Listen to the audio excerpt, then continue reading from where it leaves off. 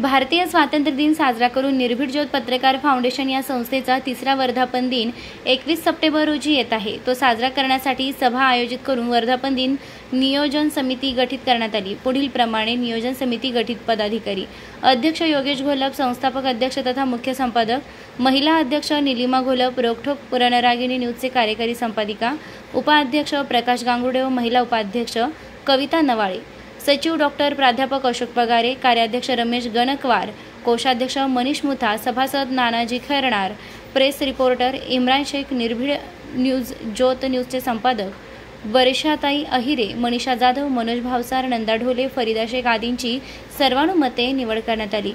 निर्भीड ज्योत पत्रकार फाउंडेशन, रोखठोक पोलीस टाइम्स न्यूज, निर्भीड ज्योत न्यूज, निर्भीड पोलीस टाइम्स न्यूज, रोखठोक रणरागिणी न्यूज चे संस्थापक अध्यक्ष तथा मुख्य संपादक योगेश घोलप व त्यांचे पदाधिकारी उपस्थित होते।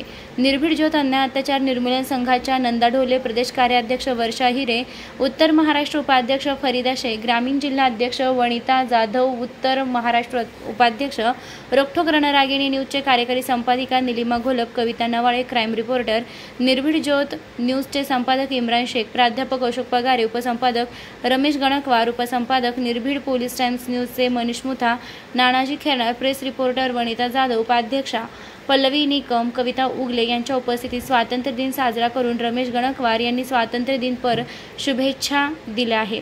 माननीय योगेश घोलप यांनी सर्वांचे पुष्पगुच्छ देऊन स्वागत केले। निर्भीड ज्योत न्यूज प्रतिनिधी डॉक्टर प्राध्यापक अशोक पगारे, उपसंपादक नाशिक। पत्रकारितेला लोकशाहीचा चौथा स्तंभ मानलेला आहे आणि या चौथा स्तंभ पेनाच्या माध्यमातून मजबूत असतो। न्याय देण्यासाठी तो पुढाकार घेतो।